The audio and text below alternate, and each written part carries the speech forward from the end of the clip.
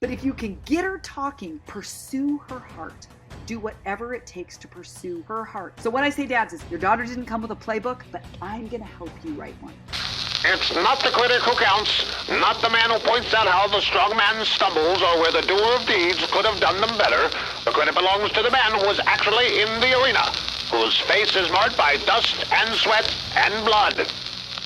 Welcome to the Men in the Arena podcast, where we interview specialists in the realm of manhood. Each of our guests is an expert in their chosen field or cause as it relates to men. Our conviction is to call you into the arena of manhood, call you out of the faceless, nameless bleachers, and call you up to be the best version of you. Because when a man gets it, everyone wins. Men in the Arena Enjoy Army, today's episode. we salute you. Thanks for listening to this episode of the Men in the Arena podcast. I'm Jim Ramos, and I'm here with my brother from another mother, Dale Culver. How you doing, man?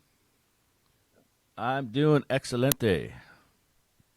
Excelente. Well, hey, I'm glad to have you here, and I got to tell you, I am super excited about our guest today. This is actually our first solo female guest that we've had on the show, and the way I got to know her was I was in Alabama speaking, and after I was done speaking, I had 3 or 4 guys go, "Dude, have you heard of the Dad Whisperer?" I'm like, "No." "Yeah, she's out by your area somewhere." Nobody knew her name. They were deeply impacted by a talk she did about how to speak to your daughters. So I go, "You guys got to give me your name," and none of them knew her name. So finally, the guy said, "Oh, here's her name. Here's her name." So I went and looked her up, found her. Lo and behold, she lives 40 minutes from McMinnville, Oregon. And so super excited to get her on the show. Just read one of her 2 books.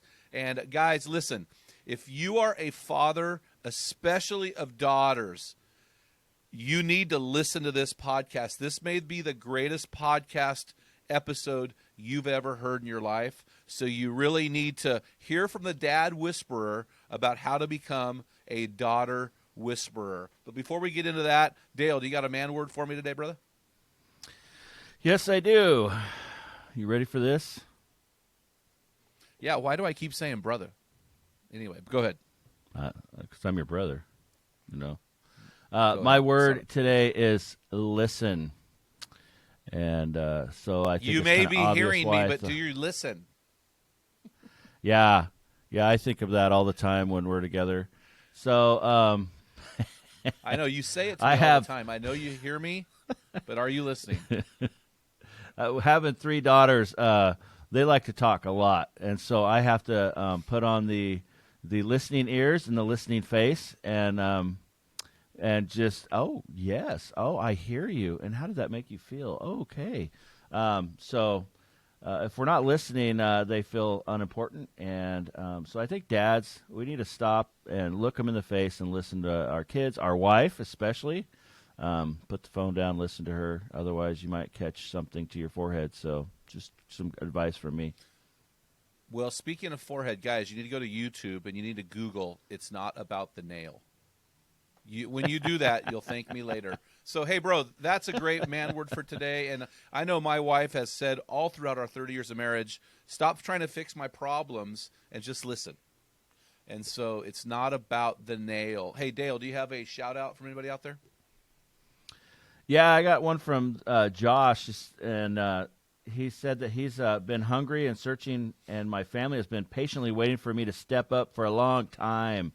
And your podcast has been an answered prayer, and I haven't felt good listening to a single one, and I love it because I'm feeling the Lord's conviction every single lesson. So keep up the great work. So that's awesome.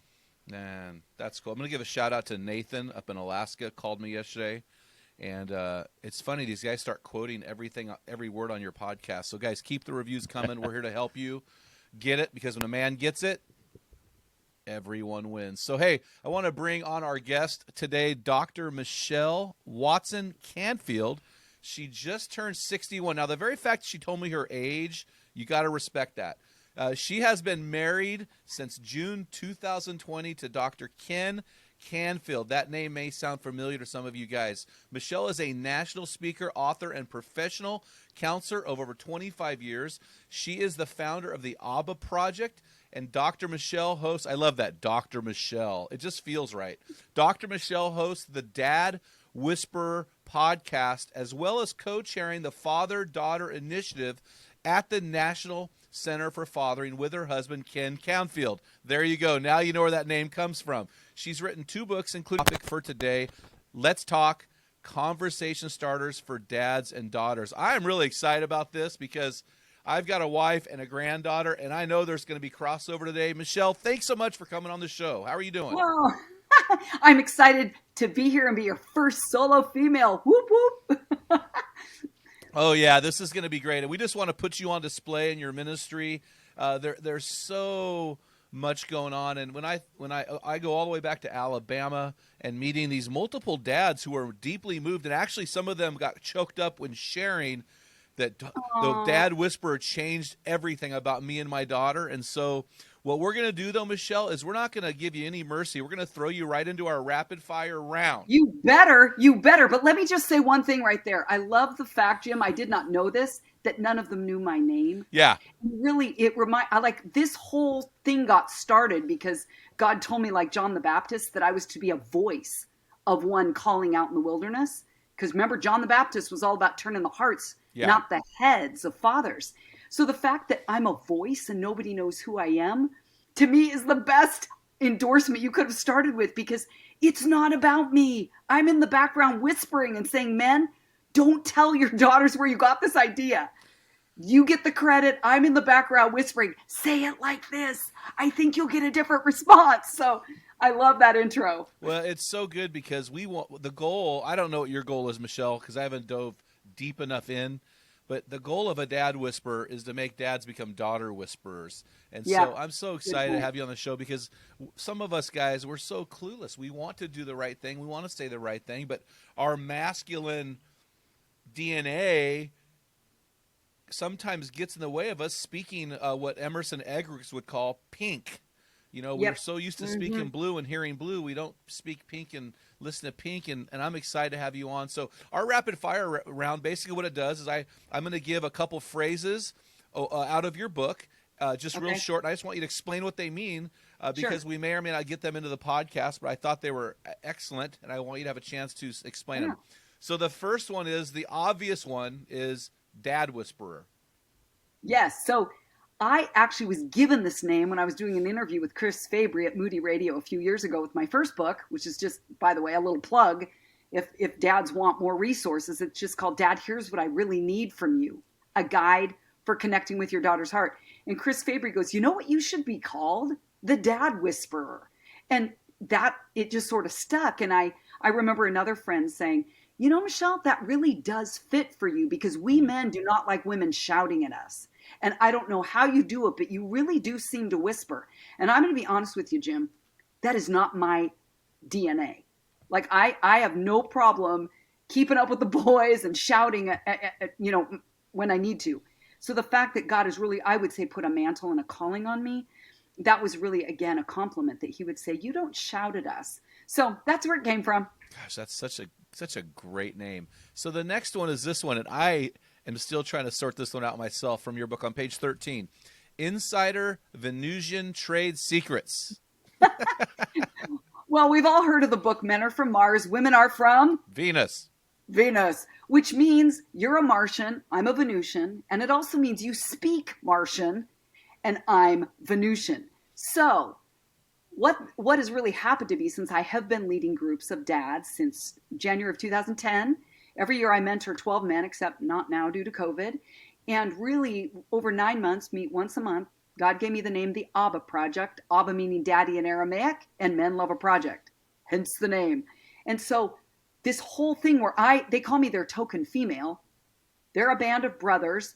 We sit around and every week there's different themes. And that's what, again, is in the books. That's where these, I would say these practical ideas for men are born out of, is my interactions with guys these many years, over a decade. And so this whole idea, I would say in the last 12 years, I now am bilingual. I speak Venusian and Martian. I mean, I've still got a ways to go, but I've come a long way. Men have taught me how to speak their language. And you know what? One of the things I've discovered, men just say, get to the point already. Oh my gosh, yes. Thank you, Jesus. We don't want all the words. And I'm like, you guys, I know I'm maxing your capacity with all these words. But at the end of the day, men are like, I don't want to go 10 places and ask for directions. Tell me one thing to do today to fix it, to make it better. And I go, okay, here's a dry erase marker. Here's a pack of sticky notes. Go write on your daughter's mirror today. Tell her what you love about her, because that mirror is her enemy. I'm not kidding you. We see every flaw, and you love walking in front of that thing because you're going, looking pretty good today. And we're over here going, I'm fat, I'm ugly, I'm wrinkled, I'm gray, whatever. Dad, go write on your daughter's mirror. How's that? We're starting it right out of the gate here, Jim. Giving dads practical ideas. And I want you to know, man, that is your weapon. That dry erase marker in your hand is a weapon where you get to speak truth to counter the lies in your daughter's head by putting messages on the mirror in her bedroom, in her bathroom that she looks in with your truth. I love being your dad. I can't believe God lets me be your father. I'm so proud of you. You're beautiful to me.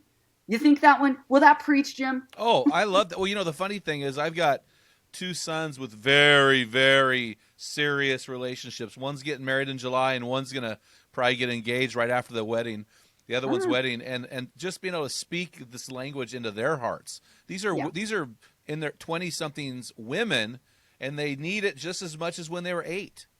You got that right. In fact, a lot of times when I love speaking at men's conferences, to be honest with you, I pretty much don't do women's conferences. COVID changed everything, but it is just my love to be there. And truth be told, nobody can see me right now, but I'm just going to insert this because it's coming to my mind, is I have really clear boundaries with men, and men know that. Yeah. Because a spirit of seduction in a woman will find a spirit of lust in a man, and they're going to dance. And every one of your wives will go, get away from my man. If Absolutely. that woman is not clear, you know what I'm talking about? Oh, I'm not. I'm never alone with a woman, period. So Right? it would have to be a group setting for sure. Yeah, exactly. So I come into these men's conferences, and it's such an honor to me that one, they invite me to their club, 2, that they talk to me about what's really going on, and then 3, that they would even listen truthfully to anything I say. But really my goal is to not only equip you to be the dad you want to be and that your daughter needs to be, but I want to help build your competence so that it builds your confidence. That's really good. So we've already talked about this a little bit, but I do want you to dive a little deeper into the Abba Project. Yeah, sure. It's a 9-month, once-a-month group. And when God gave me this download that I was to help turn the hearts, not the heads of fathers, he every month I invited, I didn't even know where to start. So I invited 11 dads at the time whose daughters were my counseling clients in their teens or in their 20s. Said, would you want to join me once a month for 6 months? See if there's a change in you, your daughter, and your relationship. And 10 of the 11 dads said, yeah, we're in. And I've had people say, wow, men don't add more to an already full plate unless they know there's a need. There's a felt need. And by the way, my one holdout did come in year 2, by the way. So I got all 11. But I digress. Back to the story. So really with these 10 guys at month 5, I said, are you guys ready to be done next month? They said, no, we went a year. And every month I had no idea what the next month's topic would be. God would just download it to me. So I would either write or collect it. And that really makes up the content of that first book. And then born out of this work with dads in my groups, I didn't write a second book for 5 years because I didn't want to write one just to write one. I think that can be an easy, maybe a little bit of self-grandiosity kind Absolutely. of like, oh, I want to be an author. No. I want to be a scribe, just like they were in the Bible. Like I want to write down what God tells me to write. Yeah. And so I got this download. This was probably about 3 years ago. It was right before, like 2 days before our last Abba Project. And I said, how many of you guys, if there was a book that gave you scripts of what to say to your daughter to open up deeper dialogue, more meaningful conversations on all kinds of topics, how many of you would pick up that book? And all 12 of the guys raised their hands. And I said, okay, well, that's the book Abba told me to write next. So there you go. That's the second one. So these guys in the Abba Project, it is one of the coolest things I have ever had God assign me to in my entire life, because these guys come from all walks of life. I've got a guy over here who's an atheist paint store worker. I've got an agnostic guy who is from another country and is a construction worker. Then I've got a pastor over here. And then I've got a guy that works at Intel. And that kind, like the diversity is, and one guy has a transgender daughter that he can't connect to. and another one, because of divorce, doesn't even get talked to by his teenage daughter. And it's the complexity of these stories where these guys champion each other. And I love leading that, being one woman in a group of men where sometimes they ask me, but a lot of times, Jim, do you know what I do? They ask me a question and I say, tell me what you think first. Mm-hmm. And guys have so much collective wisdom. And sometimes I say, I had no idea that men talked so much and that they cried so easily. And they've often said, one, it's because we're not competing with women in here. They've told me that.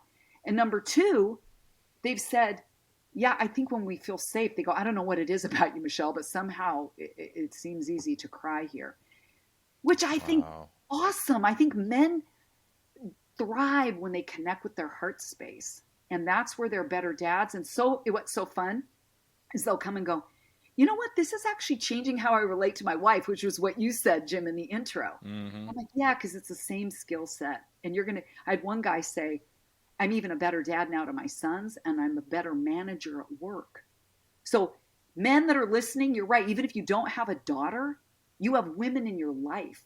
And learning some of these skills is going to help you thrive in the way that you relate to people. No, that's really good. So going back to your call and your ministry here. So you've just got married in June, first marriage, no children. Tell us about your journey in working with dads and daughters. Where did that all come from? Walk us through that journey. Yeah, so it was, as I was sharing earlier, December of 2009, I was reading in Luke 1 where God told Zechariah that his yet to be born son John, we've all heard of John the Baptist, would help turn the hearts of fathers to their children. And I've learned to listen to God's voice. I think it gets louder. His voice gets louder the more you get used to listening to him. I think sometimes we think it's our own voice, but when God speaks quickly and it's not what I was just thinking and it lines up with the word of God, I always know it's him. Mm-hmm. That's my threefold way of knowing it's him and not me. And so I just heard this, that's what I want you to do. And I'm like, what? Turn the hearts of fathers. I've always mentored or counseled women since I was 19, over 4 decades. Like, oh, what? I was 49 at the time. And again, I love that you said I'm not afraid to say my age. I'm like, whatever. Just, that's a number. And so really the truth is that I think God knew that I needed to be more seasoned, to work with men. The older I get, I got the wrinkles, no attraction there, but really the point is it doesn't matter. I just want to be clear in my spirit in how I lead men. I hug them. They know I'm not copping a feel, but back to the call question. See, I digress. Welcome to Venus.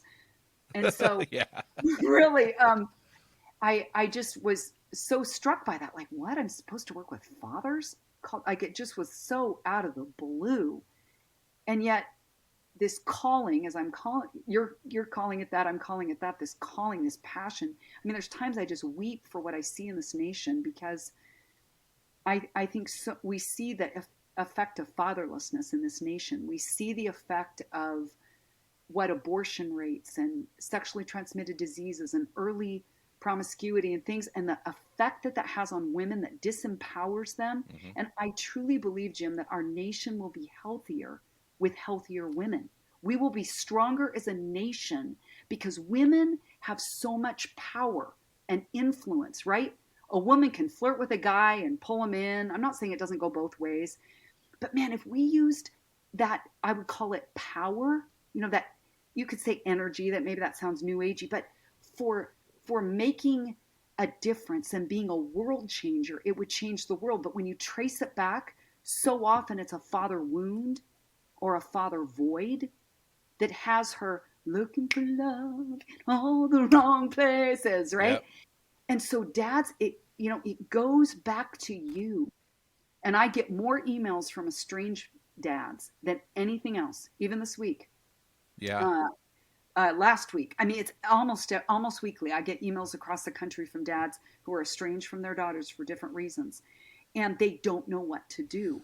And I say, Dad, it's up to you to turn your heart, like Malachi 4:6 says. The hearts of fathers have to turn toward their children. Then the children to their fathers.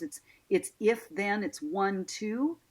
And that same call there, right? Malachi 4:6 gets picked up in Luke 1 when after 400 years, like that's tied. So I see that I would call this a John the Baptist calling, that I am a voice of one calling out in the wilderness. Come on, dads.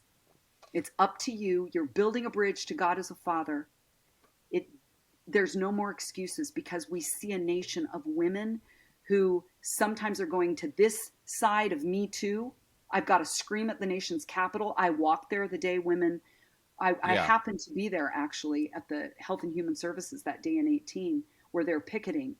And I see women shouting, see me, listen to me, say I have value. And you men, you fathers are literally the bridge to God as a father, but you're the bridge to our hearts so that we can know who we are and whose we are. And it's up to you. God has called you. And I'm going to say one more thing. I know I'm doing a lot of talking here. But dads, do you realize the privilege and responsibility, but I'm going to go privilege you have, that God as a father is inviting you to represent him on the earth? I mean, isn't that terrifying? I mean, Jim, what's that like for you? To know God is entrusting you to represent God as a father to your kids. It raises the bar to a degree that only through trusting God can you really do it without being overwhelmed, right? Yeah. Without being overwhelmed. So you talked about men are building a bridge, and that is so good.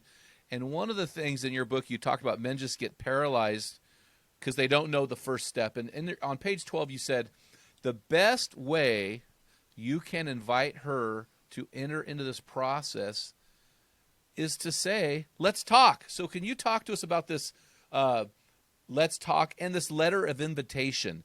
How does this help initiate this new dad whisperer, daughter whisperer concept with dads? Mm-hmm. Well, I love even at the beginning where Dale was saying the word for today is listen, because Ken has said to me, my husband, you know what? You could have called this book, Let's Talk and Listen. And Dale, you didn't even know that. You know, that is so true. It all comes down to listening. But let me ask you this. Jim, have you ever noticed with your wife, maybe, how old's your granddaughter? 5. Okay, so she's not at this point yet, but she will be when she hits her teen years. But here's the deal. Tell me if this rings true for you, is when a woman stops talking, you know, that whole thing, is something wrong? No. Nothing's going on? Nope, I'm fine. Like when we stop talking, we ain't okay. No, and fine does not mean fine at all. Come on, preach it, brother. That's what I always say is fine is a non-answer answer for us on Venus. Men, don't ever take that at face value. In fact, you know what? I love that you said that, because I'm all about practical tools for men, for their fathering toolbox. Here's one you can use, men. The way you can get your wife talking, and I say get her talking, that might feel forceful or manipulative. I don't mean it that way. A way that you can invite her to open up is use the word she just gave you, the last word or the key word of a sentence, to ask a follow-up question. Oh. Remember in school you would do who, what, when, where, why, and how? Pull why out. Why is a looping question. Guys, don't ever ask why. You'll get, I don't know, or 'cause. Like, it doesn't open up a conversation. But you can do who, what, when, where, how. So put one of those keywords in front of the word. So if she says fine, what about your day was fine? How are you doing fine? Like, believe it or not, she'll bite. I do, and I don't even sometimes know that I am. Is that helpful? Well, yeah, my wife will say something like, oh, that happened. She'll be really upset about her day, and all I have to say is this, honey, I'm so sorry, and boom, the next sentence comes. You know, just because the worst thing I can say is, well, why didn't you do this and this and this instead? No. Exactly. I've learned to say, honey, I'm so sorry, and it just that's good. You know what another one is? Another 3-word sentence is tell me more. Tell me more. And sometimes they're like, I don't want you to tell me more. And we're like, you care so much that you want to hear more, you know, so say, tell me more.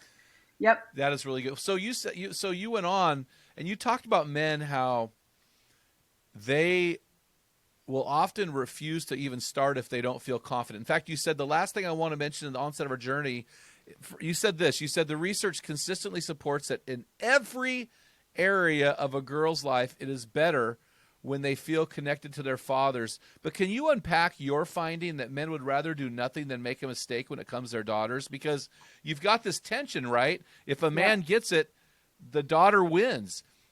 Yet And the dad wins. Yes, yet the men are sometimes paralyzed because they'd rather do nothing than to make a mistake. Unpack Exactly. that. In fact, men would rather do nothing than do it wrong. Like men are like, I don't want to do it wrong. And you men are smart enough to go, okay, I can tell I'm making it worse. I'm going to back off and let mom go in. I'm like, no. Yeah. Doing nothing is doing it wrong. And I know you want to do it right, which is what you even said, Jim, earlier. So my response to your question here is going to tie in the last question that you asked about how do you kind of start an invitation if you have a daughter that maybe is more introverted and doesn't like to talk, and you're just trying to squeeze blood out of a turnip. It doesn't talk much. How do you get a conversation started? Well, that's where in Let's Talk, I have 60 conversation starters or activities that your daughter, you could even hand her the book on your dad-daughter date and say, which one would you like to go through today? Like you don't have to decide. You can let her decide. You can write her a letter. Hey, I'm working on being a better dad, and I could use your help to help me learn how to ask better questions and know you better. Take her to her favorite place to eat. She'll love that. But back to this thing about the research. Some of you guys listening love the data. Just give me the facts, ma'am. Well, here they are.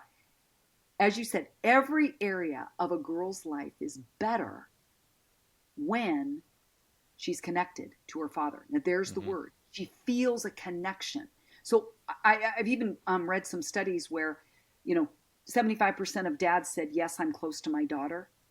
And there's this one where two different organizations, one is called Dads, and another one asked daughters the same question independently of each other, is how close do you feel to your dad? 75% said they did not feel close to their dad. I think we just have a different definition of close. Yeah. And so, Dad, that might be practical action step number 3 here. Ask your daughter on a 0 to 10 scale, how close would you say we are? Because we say the same word, but we mean different things. You might think it's an 8. She might say it's a 3, and then you follow it up with, what could I do to be a better dad to you? You don't put it on her, you put it on yourself. Well, you said something early on that you flew over it, and I want to go back to it because your book gives these guys 60 conversation starters, and then you said for your daddy-daughter date night. We need to stop there because that's important because there needs to be a dad-daughter date. So you've got 60 dates with your daughter, and now you've got 60 ideas. That's over a year's worth of dates. So talk to us about the dad-daughter date. You're right. It's a key thing. Now, some of you men may have daughters that think it's creepy to call it a date. I have some 5th grade girls that said, that's super creepy. Like, we don't want to date our dad. We want to date a boy, and they're kind of pre-adolescent. And I was like, that's a really good point. You might not want to call it dad-daughter date. You might just want to call it, dad-daughter hangout. Just come up, ask her what she wants to call it. But I'm telling you, it's part of the Abba Project. I have dads once a month minimum need to do that one-on-one time with their daughters. And I've had some dads that say, she's too busy. She's got sports. She's got athletics. She's got these other things. She works. I can't get any time with her. These dads have had to get creative. I'm going to go get her Jamba Juice or Starbucks, and we're going to meet on our front porch. I'm going to come in, and I'm going to say, hey, hun, could we have a half hour? And I'll just come to your room. Or you can come into my office or whatever. Let's go through these questions, because the more your daughter talks, here's what I wanted to go back to. You can tell when we're closed for business, but when our mouth closes, our heart closes. When our mouth opens, our heart opens. So God said, men, it's up to you to turn the what? Hearts of your kids to you. And we thrive as women when our hearts are open. We're thriving. Dad, you're a key to helping that happen. And if you're the one that's hurt her feelings and you shut her heart down and the drawbridge is up, it's not open to you. It's up to you to ask forgiveness, not just say, I'm sorry. It's, I'm sorry. Will you forgive me? Tell me how I hurt you. It's up to you to, again, say, how can I be used of God as a father to reach her heart? So Again, back to some of your questions. I love all of these. I've got them all in my head here. I want to go back to the research for a minute, but that's the dad-daughter date thing. Minimum once a month, Dad. Set up a time. Find a favorite place she loves to eat. Create a rhythm. Create a rhythm. That's a key word. So that she knows every Saturday morning it's me and Dad. That's our favorite breakfast place. And that kind of thing, or a food cart or whatever. Some of your daughters, I had one dad that his daughter's like, I hate this. They literally got in his pickup truck, would go through the Burger King parking lot. He could ask her one question, sitting in, what do you call the front part of the truck? The Cab? The cab. One question. He'd have to memorize one question out of all the questionnaires because she didn't like that whole thing of having a script. He had to do it her way and do it. She just didn't like it. So, Dad, you're going to have to grow in being able to alter this to fit your daughter. If she doesn't like to talk, it's too creepy or it's too scary to have honest conversation, you might need to write out the questions, a couple of them, and put it in her room and say, can we do it that way? If your daughter doesn't live with you, you can do texting. Yeah. It might be she likes that better than emailing or something like that. You might have to do written. If you're estranged from your daughter, I've had some dads where I suggest that is either start even maybe where you would write in a journal and write things down that you wish you could say to her that have dates and times so that when we believe by faith there will be a restoration down the road. Can you imagine the gift you give your daughter when you hand her a journal that says, on May 13th, 2018, here's what I was praying for you. Here's what I wish I could tell you. Here's what I was remembering about you when you were 5. I'm telling you, that's going to reach her what? Heart. Yeah. Well, you said, I'm going to go back to your book because you said something you've already mentioned. You said the best way for a girl or woman to connect, or a woman, so wives as well, to connect with herself and with others is through talking. And you said this earlier. I'm going to quote it again out of your book. When we as women open our mouths, our hearts automatically open. And when our daughter's heart is open, her dad's heart invariably opens. So what advice do you have there? Yeah, so the key is if her heart is shut down because you've hurt her, right? It's on you to make amends. If she's hurt because someone else has hurt her, if you can let her get it out. Okay, this is super gross, but I'm just going to say it. It's like popping a zit. If you got a bunch of infection, you got to get it out. Yeah. And so, Dad, you've got broad shoulders. Don't try to fix it. In fact, if she says, Dad, hey, can I talk about something with you? And you think that's an invitation to give advice, it isn't. That's, can you listen, as Dale said at the beginning, can you listen to me talk it out? In fact, listen to what one dad, I told you, dads in the Abba Project have great advice for each other. I had one guy named Rick, 3 daughters. Here's what he said. I have learned to now ask, is this a listening session or listening conversation or an advice giving conversation? Because he's like, I don't know the difference. So I ask, and then she tells me. And I don't want to forget, Jim, to go back to the research because some of the guys might really love this about every area of your daughter's life, men, is better when she feels a connection to you. Listen to some of this. She will do better in school, get better grades. She's more likely to finish high school and attend college. She'll experience greater self-esteem with a connection to you, less body dissatisfaction and healthier weight, lower rates of anxiety and depression. She will delay having sexual activity. Okay, come on, men. Yep, for sure. That needs to be a book. Yep. How fathers are the best contraceptive in America. Who would have thunk? Better than condoms. Better than condoms. Let's write it together, Jim. I'm in. We're keeping it real. I mean, listen to this. She's more likely to find steady employment, lower rates of substance use, drugs and alcohol, all because of a feeling of connection to her father. Do moms matter? Absolutely. But this over and over is repeated in the research. The last one I'll say is daughters who feel connected to their dads. Actually, this is sons too. Just because my lane is dad-daughter, I'm specifically saying it that way. Yeah. But truthfully, greater rates of increased empathy, pro-social empathy. I mean, don't we need that in our nation? Mm-hmm. Dads, you have more power and influence than you even know. At times, sadly, in our media, I think sometimes there's messages, even sometimes in the church with a lot of the activities, well, women are better greeters. Women are better at serving. Women are better at cleaning up. I'm like, no, where did we start gender dividing that stuff? Yeah. Men, again, the more you live out what you want your daughter and your sons to live out, being a servant, being a giver, being a helper, being a listener, you are raising world changers right there. Well, and they're going to help you grow. And that's so good, because even as a husband, I'll say, okay, do you want me to fix this problem or to just listen? And so that's so important that we as men and fathers learn how to be a sounding board without trying. You said this in your book, without trying to fix your daughter's problems while she vents. That's so important. Guys, I would just stop right here and say, you need to get that part. Maybe her heart is closed to you because all you do is give her advice. Try listening and hearing her heart. I just want to challenge you guys to do that. So, Michelle, in your book, you used a phrase, I really love this, or a word, I really love this word, and I want you to unpack it for us. You said this on page 37. You said, you see, guys, a settledness takes hold in the depths of a woman's being when she knows she doesn't have to shout above all the noise just to be heard. And a power takes root in her when she fully believes that she matters because what she thinks and feels matters.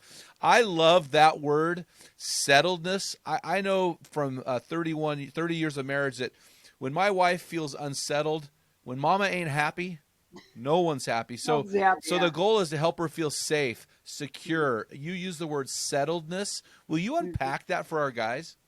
Sure.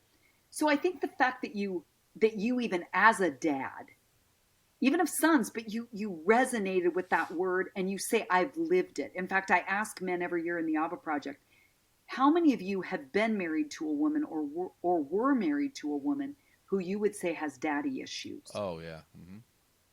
What percent do you think raised their hand? Oh, I would say 90 to 100.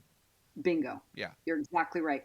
So we go, women aren't okay. They're not settled, even in adulthood, when they have unfinished business with their dads from childhood or whatever. And you know what happens? They end up working it out with you.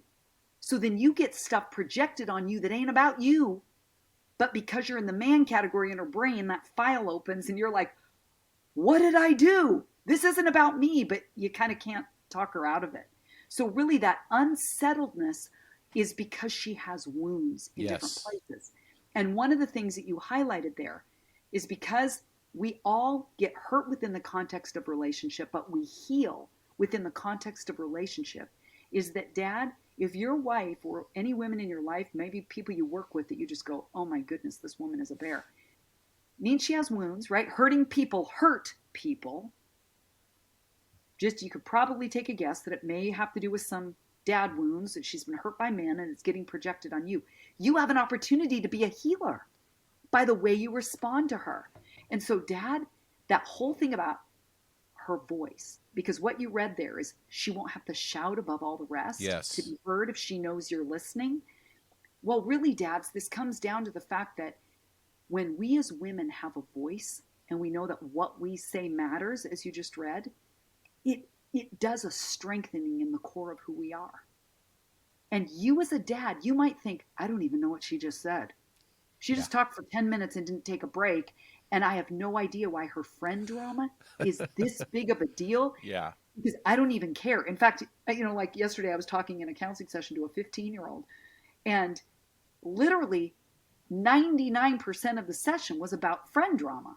I mean, this is where that age lives. Now, if you as a dad are like, you want to hear about real problems? Let me tell you what's going on at work. Somebody embezzled in my company. I'm about, so I have to fire someone. Like, that's a real problem. So you got to really go to her level. I mean, think of it. That's what Jesus did. He came down to earth to our level and walked among us. Yeah. That's what you as dads, you may not know how to do it. You're like, man, I don't know if you've watched The Chosen. Oh, but man, come on, blow our minds. Hold on, stop. Okay. We just had the associate producer on a month ago. And listen, season 2, episode 4 came out this morning. Yeah. And when he heals the guy at the pool of Bethesda, I started crying again, just like a baby. That's what I mean, this, incredible series. Oh my gosh, yes. Making Jesus, like the one that got me too is he's talking to Nicodemus, and it's right out of scripture. And it's like it makes it come alive because I'm not reading it on a page. I'm hearing it in a conversation, right? But Oh, I'm saying, you guys, if you haven't watched The Chosen, that's how you can be a spiritual leader in your home. Gather your kids around, press play. It's that simple. And you get to lead your family by having then conversations about what you see. If you don't know, because a lot of men say, you women, you're more verbal, you're more emotional, you're more equipped, and I'll let you take the reins with spiritual leadership. Well, right now, in your home, turn The Chosen on, because you dads can even have the thought in your mind, wow, he's walking among them. I could even go off for a minute because I have spoken on Luke 10 with Mary and Martha. Jesus yeah, models how to respond to a woman who's frazzled. yeah. He goes, you are worried and upset about many things. Now, I think if I was Jesus, I would say, oh, you want to hear the many things I got going on? I'm healing healing the sick, raising the dead. See, I'm yeah. walking on water. See this? This is where the Yeah. nails are going to go. Yeah, this is where they're going to go. Come on. Like, Yeah. you got no problems. All you have Yeah. is 14 men coming over to dinner unannounced. Like, but he doesn't do that. He No. just validates you're worried about many things. And he says only one thing is needed. He's like, it's me. I don't know why he compared her to her sister. I don't think that was a good move, Jesus. I'm just going to be Well, honest. he was single. He was single. Well, I'll tell you what, Michelle, that series, shameless plug for these guys, man. I was late coming in this morning because I couldn't put my phone down watching, and it's just a free app, The Chosen. But you made a comment, and I think we're hammering this, so maybe this is what our guys really need to hear in all of this. If you were to ask me, Michelle, what's the greatest gift my wife could give me, I would not say love. I really don't care about that. I want her to respect me. Yeah. And for a man, the greatest gift you can give a man is respect. And so, but for a woman, you said, and I love this, and I want you to unpack this, listening to her is one of the best gifts you can give her. So what's the difference between hearing her and listening to her? Come on. I've never been asked that question in all these years of interviews. That rocks on there, Jim Reynolds. Yes, there's a big difference because active listening, probably the best way I could make that make sense for you men is think of how you watch sports on television. You lean in, you make noises, you shout, you have direct eye contact that's sustained over a long period of time. All interruptions, you don't even hear them because you're all focused. That's what active listening looks like. So when your daughter's talking to you and you say, I don't care one bit about what you're telling me, it's really hard to do all of those things, isn't it? Yeah. You're waiting for an interruption. Oh, sorry, hon, I got to take this call. Nope. What it means is you put down the remote, you turn the phone off, and you say, Jesus, you got to help me because I really don't care about this conversation, but I love my daughter. Yep. And this matters to her. So it's like you got to do some self-talk, some big time self-talk while you're listening, because she will read between lines. I always say men read lines, women read between lines. Oh, yeah. So you're like going, no, I'm listening. And she's like, no, you're not. And you're like, yeah, I am. If she says you're not, she's not feeling your heart turn toward her like the television does when you're watching a game or when you're in the arena. So don't argue with her. What you can ask her. Guys, become masters at asking questions. I looked it up once. Jesus asked something like 175 questions. Oh, he was the master.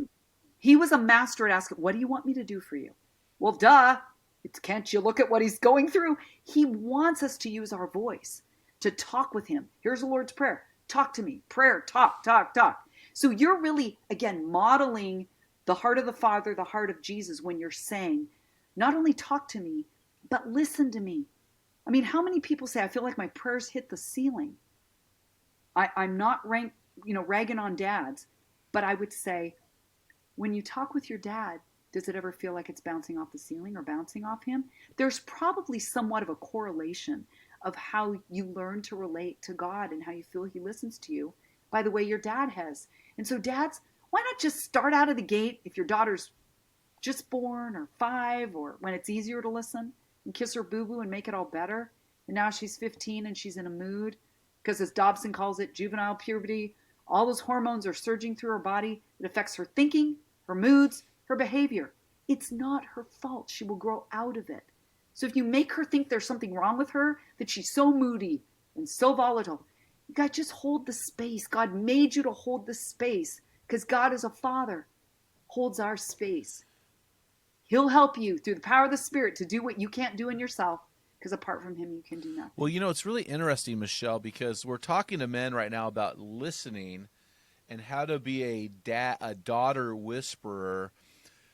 One of the things I read in your book that really was impacting, and I think is really impactful for men, is this. And you said, I like how you communicate, because you kind of hammer the guys with it. Guys, I can't underscore enough how intensely vital it is that to help nurture the gift of verbal expression in your daughter.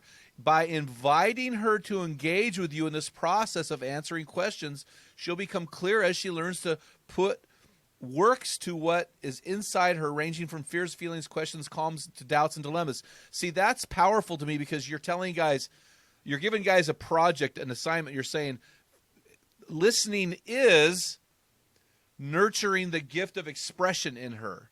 Yes. So a dad's job should be to get his daughter to continue to express. Exactly. Which might be counterintuitive. Yes. Especially if you're an introvert, man. It feels counterintuitive, but who of us doesn't want to grow? Who of us, really, don't we pray that sometimes, or we sing songs at church, and then, the Trinity's like, okay, we're going to answer that one, and you're like, no, I didn't actually mean I want to grow. Well, your daughter's going to help you grow in learning how to listen, learning how to be softer, right? Learning how to give attention longer. Because your son maybe go, come on, Dad, let's just go do something. Yeah. Let's go shoot hoops. And she's like, just listen to me. And then again, I know this is an over, generalization. Not all daughters are wired that way, and not all guys are wired the other way. But really, yes, when you foster verbal expression in your daughter, in your home, you are preparing her to use her voice outside of your home. If you want to raise an empowered daughter who knows how to stand up, stand alone, speak up, speak out, stand up for her convictions, even if she's the only one who doesn't care, she's got to learn that at home. Yeah. So at times where you go, why are you fighting against every rule I set, against everything I ask you to do you realize you're actually working with a very strong-willed daughter? That is something good in her. Yes. So to just shut that down and say, just obey, don't talk back, just comply. Because truth be told, being married so late in my life, my dad has been my main man. My dad was a pastor, and he was raised, south side of Chicago. He was in gangs from the time he was 12. 3 different last names among the dads. His dad was an alcoholic, and the final time he left was because my dad's mom put an iron to his face when he came home drunk that time. Oh, whoa. And he was homeless, and he died of gangrene. And he had lived in a boxcar. You just go, whoa, that wasn't a common story. But on the south side of Chicago, that sadly wasn't all that unusual, that you had, wreckages in homes. And so again, my dad did not grow up with a template of how to be a dad at all. He goes to seminary, and they go, you need to get up 15 minutes earlier and have devotions with your family. So he comes home, we're getting up 15 minutes earlier to have devotions, because some man told him this is what a good dad does. And I know we have so many more resources now than we did. This would have been for me in the 70s. But I can tell you, even with my dad growing, there's a lot of times he doesn't know how to deal with this verbal daughter. He's even told me before, your words wear me out. And I said, well, thank you for being honest. I don't know. And I remember saying in that same conversation when we were literally having dinner at Costco, we would do Monday night grocery shopping, and then we do dad-daughter selfies at the grocery store. Dad, there's another idea for you. We literally would go shopping every Monday night, Costco, and then this little cheap grocery store, and we would find something to put on our head. We'd go to the gift section and put like a bag on our head with the curly, ribbon, and do a dad-daughter selfie with a funny thing. And we've had people literally through the years, because we did this for a few years, come up and go, oh, you're Michelle's dad. We saw you on Instagram or on Facebook. Like, super fun, Dad. Do dad-daughter selfies and post them, But really, here's what I would say. I asked him, Dad, do you think we're close? Because, again, I'm writing on dads. I'm speaking on dads. Yeah. And you know what he said? I don't think we're as close as you'd like us to be. Isn't that? He knew that. Mm-hmm. So again, how do we define close? I said, I wish we had more vulnerable dialogue. I want more stories. So I came up with this idea, Jim. We had about a 10-minute drive because my dad doesn't share the stories of growing up in Chicago and how hard it was. He just, I remember his mom, when she turned 85, I went to her birthday party and I sat there. I was in grad school at the time and I was doing this thing called the genogram, where you do a genealogy picture of the family. She literally looked at me and said, honey, why do you want to know this stuff? It's too painful for me. Well, my dad was raised by her. You don't talk about things. Yeah. Well, what do you do when you have a daughter? I mean, I'm so verbose. I mean, I've been a therapist now for 25 years. It's all about people talking to me. Yes. Like, that is my wiring by God, to talk and listen. And then here's my dad going, that is not my strong skill set, even as a pastor, right? So what do you do when you have a daughter that you go, where did you come from? You do not have my wiring. Well, my dad has had to grow in that. I say, so what I came up with is, on the way home from the grocery store to my house, it was about less than a 10-minute drive, but 10 max. I would say, tell me one story from your childhood. And I'd record them. I'd come home and write them down, but it was a short amount of time. And we would do it for time of year. Like, it's Christmas time. Tell me a Christmas story. Or he would, at the beginning, come and go, I've been thinking all day. I've got a story for you. You guys, it was so fun because my dad is a walking history book. Men, you may think your daughters don't want to know stories of what it was like when you were their age. They do. They want to hear the stories. And so when you talk, they're going to talk. And daughters are going to learn how to listen, which is the last, my book is lead her to laugh, lead her to love, lead her to look deeper at some things going on in her, lead her to lament. And Ken has said he thinks that's the strongest chapter or section in the whole book, because when you have unhealed wounds, and you haven't learned how to grieve, whether it's the loss of a pet, the loss of a marriage in your home, loss of someone you love, that kind of thing. It could be lamenting hurts from dad or voids from dad. But Dad, if you can get on the front end of cleaning that out, it won't fester where she's now an adult and married and more of those things unhealed. And then the last one is lead her to listen, where we flip the script and a daughter is learning how to ask her dad questions about his life. So that kind of is where I got that idea, was doing that with my dad. Well, so this is where I think the book graduates to a different level, because you're talking about, hey guys, just go do a date with your daughter, ask these questions, but then you transcend in the book to this anxiousness that the daughters feel, or woundedness, and when does a guy know he's ready to share this? Now, here, you wrote this: your daughter needs an invitation from you to be brutally honest with herself, coupled with encouragement to admit weaknesses and confusion. How does a dad know when that moment has hit? And then how does he go about engaging or pulling that out of his daughter? So you mean not to help draw her out, or do you mean how much he should share of his own story? No, to help draw her out. Well, the thing you can know, men, is that your daughter will set her own limits. Oh, okay, good. She will tell you as much as she feels safe to tell you. So here's the deal. I can't even begin to tell you the number of teenage and young adult women I've talked to that say, I just don't even open up because I get a lecture every time. Like, so if your daughter knows that you can't handle it, because even I'll be honest with you, Jim, I have a sexual abuse history. And that's in your book. Yeah, that is not an easy one for a dad to hear. Mm. And my dad has not been able to hear the whole story. I can tell it's too much for him. Mm-hmm. So the thing is, if you're saying how much is too much for a daughter, we're picking up between the lines. What's too much for you? You look away. You can't keep looking at her. Let your daughter see you tear up, men. I think sometimes men go, I cannot tell you the number of men that I've had say, okay, I felt like I was about to lose it, so I got up and went to the bathroom. I'm like, no, stay there.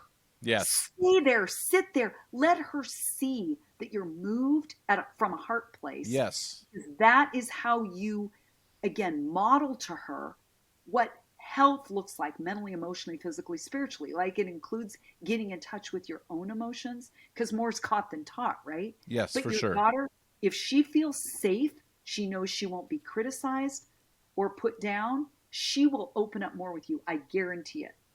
Yeah, that's the key thing I think you just brought out. If she feels safe. You know, one of the things I've noticed about my wife, and I don't want to generalize, but men seem to be really great at focusing on one task at a time. Like when I look at a computer screen, all I see is that computer screen. My wife has this unbelievable ability, and I think it's a female thing. She can look at the computer screen and know fully be engaged with 30 minimized computer screens at the same time. So she's weighing all these things, and so she tends to move into this anxiety phase. And so I not dysfunctional, but just like I can tell she's thinking about a lot of things. And so for me to create a safe place for her, it's coming alongside and saying, okay, honey, what's going on? What boxes are minimized? What are you thinking about right now that I can help you with? And I think that's really important for a dad to recognize that even though he's thinking about this one thing, she may have 30 things going on. Yeah. And back to the story I was sharing out of Luke 10 with Jesus. Yeah. He said to Martha, who's clearly freaking out over the many, he said, you are worried about many things. And then he says only one thing is needed. The implication is, because Mary's sitting at his feet, is I'm your one thing. Yes. But I can tell you, there's a lot of daughters that would be the worst thing to say. Have you prayed about it? How about that one thing? Have you really committed it to God, or something feels like a lecture? But here's what I want to say as a practical thing, springboarding off of what you said, Jim. Sometimes you could offer one thing. What is one thing I could do to help you right now? To take one thing off your plate? Because my dad has done that with me. He'll go, can I mow your lawn? Hey, could I go pick up something for you and save you doing an errand? In that moment, we are bonding because I'm in a traumatic, amplified, right, state. Yes. And the strongest bond we can have with someone is a trauma bond. So think of two people in a stairwell 9/11. They will be forever friends because they trauma bonded. That's why I think a lot of women have a different bond with their kids, because they bonded through childbirth. So sometimes dads are like, oh, I don't like all this stress and conflict. Dad, I want you to reframe that. That's building a trauma bond. When she's activated, freaking out, and you are just a gentle force. She may go, no, Dad, can't you say there's nothing you can do? You go, okay, well, if you want, I'm out here when you're ready. Or text me something if something comes to mind. You don't go, until you can talk to me with a better attitude, young lady, you are not going to be, no. You stay in the space emotionally that you want her to get to. You just said something so powerful and you blew by it. And I want our guys to stop. And Okay. I want you to unpack this, because you said something just now. I don't know if I'll ever forget it. You said to men, to dads, you can be a gentle force. I want you to unpack that. That might sound like an oxymoron. No, it's beautiful. It's beautiful. How can you be a gentle force? Force, I'm talking about leadership, men. I'm talking about how do you lead by example? Because many of you did not have an example from your dad of the kind of dad you want to be. But again, remember, you're being fathered by God the Father. Yes. So you've got a different dad, your actual, right, Almighty God dad, training you how to be a dad. So when you come in with gentleness, tenderness, softness, my definition of that is meek. It is strength and control. That Yes. is a quality of Jesus. So when you come in as a gentle force, you're not overpower. How many times did Jesus overpower people with who he was? Never. Remember, even I one time, if you read in the book of Luke, like, right, the demons are cast out of the guy, and he goes, can I go with you to the next town? And Jesus is like, nope, you got to stay here. Oh, no. Before that, though, it says, and he was clothed and in his right man. Seated. Where did he get his clothes? Where did he get his clothes? Good question. Yeah, seated and in his right mind. Yep. So again, the point, yes, he was in a very different state when he'd been running around like a crazy man Yep. naked in the tombs. But you look at the fact that Jesus didn't just give him what he asked for, but I know we can't read the tone in scripture, but there's no way he shouted that at him. He Agreed. just Yeah. clearly said, here's a boundary. Again, men, if you're more permissive as a parent and you just want your daughter to be happy, I would rethink that. That's a little That too is not, soft. Yeah. that's not good fathering. Yeah. Is setting boundaries is what lets us know we're safe. I know of a study where they took children that were in a daycare, and it was on a busy street, and they put one fence, for one part of the study. Then they added 2 fences. Then they added 3. Then they added all 4. When all 4 fences were there, the kids took up more space. When there was only 1 fence, they retreated to the other side of the yard. When we have boundaries that are safe, that you're not yelling them, but she's going to push. Remember, it's good when she pushes and uses those muscles. And there may be times, Dad, again, this is really healthy parenting, that you say, you know what? Come make your case. And I'll rethink that. Man. I'll talk to your mom. I'll pray about it. But you see, you're letting her use her voice in your home. That's going to carry outside of there. That's so there's. I mean, Jim, Yeah. here's the thing. You're talking to men more than I am. You're at men's conferences more than I am. I pray God opens more doors once COVID's open, because this really is, my heart is to impassion and empower men. But do you hear a lot of men? I mean, I'm just asking you. I've never asked someone this in an interview. Is what you're hearing me say, are they the same things you're already hearing being said to men outside of this conversation? Well, it goes Or is back. this It goes back going to to our. be Yeah, different? it goes back to the earlier in our interview. Men do nothing. So one of the things we tell men is do something, because men get paralyzed in their own lack of confidence. Yeah. And instead of doing something and failing, they say, "I'm going to do nothing." And that's exactly what we're hearing. They're saying, "What?" And guys like me get up and speak, and then we say, "Hey, here's what I do," and they go, "Oh, I can never do that, so I'll do nothing." So Right, now when I right. speak, I don't say that to guys. I go, "Guys, just do something." Something. Pray That's at a awesome. pray at a meal. So what I want to do today, you've got your meeting here in about 5 minutes, so I don't want to violate that. But there's so much to unpack here. We need to get your next book, and we need to bring you back on to talk about that book, because I know I'm going to have guys like crazy going, "We want the Dad Whisperer back." So Well, I'm telling you, Jim, especially since we're Oregon peeps. I know. Down the road, I'll come back as much as you want. And would you be okay if, before we're done, I've given a lot of, can you tell that my desire is to give practical Well, ideas? I've got a question for you you're going to love. Okay, then you go. Okay, so here's my question. I want you to give the guys 3 short phrases or statements that they can implement that'll change their relationship and their reaction of their daughters. What 3 things? I already know one of them, what one of them is going to be, because I think the book has a title. But what are the 3 things a guy can say to his You say daughters? it. I think You say my first one. I think the first thing a dad can say to his daughter is just go, "Honey, can we talk?" And then he just has to listen.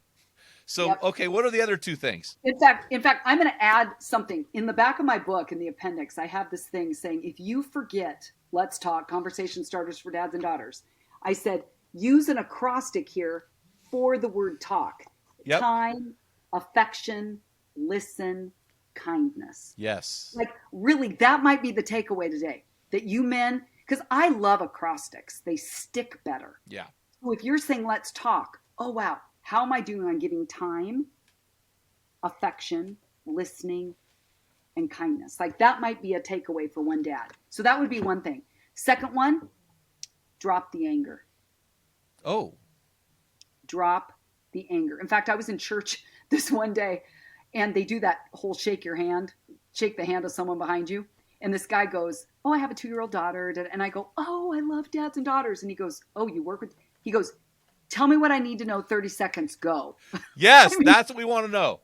Martian talk. Yes. And I can do it. I told you I can do it. And I said, drop the anger. Wow. You'll do more to destroy her spirit with your anger than anything else. And here's the thing, man. You think, oh, you want to see anger? That ain't anger. Oh, I got more where that came from. And she's a puddle on the floor. Yeah. Guys, you have to honor the wiring of your daughter. My youngest sister, 14 years younger than me, my mom would look at her and she would crumble. That was just her wiring. And she's still that way to this day in her 40s. She's a very tender soul. My mom had to change for her because my mom was more of a bold speaker, a harsh, edgy kind of woman. She's not like that anymore. My sister changed her. Your daughter will change you. So I'm telling you, that anger is your unfinished business, men. That button that got pushed was there before your daughter was born. So if you've got anger getting pushed, go talk with another man, go talk with a counselor, and do some work on what that's about, because it's something in you. Does that make sense? Yep. So drop the anger is number 2. So the first one, let's talk. Drop the anger. The third one is remember that you are building a bridge to God. God is a father, and you don't have to be perfect. You just have to be present. Oh, I love that. You're just showing up. And sometimes it means you're doing everything wrong. You guys, it's okay. I have daughters that say, oh my goodness, it's so cute. I say, dads, bring a pen to your dad-daughter date. Write out the questions, the answers to her questions. Daughters go, I can't believe I matter that much. Yep. But here's the thing. Okay, this is number 4. Welcome to Venus. Once you start pursuing her heart, don't stop. Because I have daughters. In fact, I'll be honest, I have some questions in here on same-sex attraction, on sexual harassment, violence, body image, dating, sex, divorce of parents, affairs of parents, loss of a pet or loss of someone. But then the beginning starts with fun stuff. You know, like asking her, what item of my clothing would you love to see me get rid of? Let her make fun of you. Like, tell me about your wedding day. I have never met one man, maybe Dale's done this, but that says, tell me about your wedding day. What colors do you want as a little girl? What colors, what flowers, what place? I've had dads go, oh my gosh, I had no idea she wanted to get married in a villa in France. Do you know who's going to be paying for that? But if you can get her talking, pursue her heart. That's kind of that 4th one. Do whatever it takes to pursue her heart, because every daughter's different, right? So what I say, dads, is your daughter didn't come with a playbook, but I'm going to help you write one. No, that's Get good. a pen out, write out the answers. She will teach you how to be a good dad to her. Thank you so much. Hey, this is great. I know you're running out of time. You got to get to a counseling appointment. But where can our guys get your books, and how can they get a hold of the Dad Whisperer podcast? Sure. Yeah. So you guys can go to my website, drmichellewatson.com, and it's drmichelle Watson.com. And there's a link there to Let's Talk. There's a link there also to my first book, Dad, Here's What I Really Need From You. And you can get either one on Amazon or any book distributor. I also, with the Dad Whisperer podcast, you can go to my website. You can also go, just type in those words, to iTunes, Spotify, Google Play, Stitcher, any of those, and listen back. And they're all topical. And so if you have a topic that relates to you, same as with the book. This book isn't designed to start at the beginning and go to the end, because your daughter isn't going to deal with all the issues. But when you don't know what to say, so you want to say nothing, do what Jim said, say something and open it up and bumble your way through. It's not about being perfect. It's about being present. You're showing up and saying, okay, I'm really nervous to ask you this, but you know. Okay, this is so good, guys. Guys, what's our action item for today? What's our boots on the ground? You know, we always leave you with one action item because we know that's how we like to function as guys. And here it is. For every daughter you have, sit down with them or call them or text them and say, hey, can we talk? And when they ask you why, say, I just want to hear your heart and what's going on. So do that. See what happens. Michelle, thanks so much for coming on the show. What a blessing you are. And we just pray that you would continue to grow in your ministry and impact over dads, because we sure need help. Oh, I love dads. I'm passionate about equipping dads. So thank you, Jim, so much for this opportunity. No problem. Yeah, I look forward to having you on the show in the future. Dale, what's next, man? What do we got? Take us home. Yeah, guys, we want you to head on over to meninthearena.org and pick up Jim's newest book, Strong Men, Dangerous Times, 5 Essentials Every Man Must Possess to Change His World. And also, we'd love for you to leave us a review on for this podcast. You can send us an email, info@meninthearena.org, or you can just leave a review in the Apple Podcast app. If you do that, we'll send you some swag.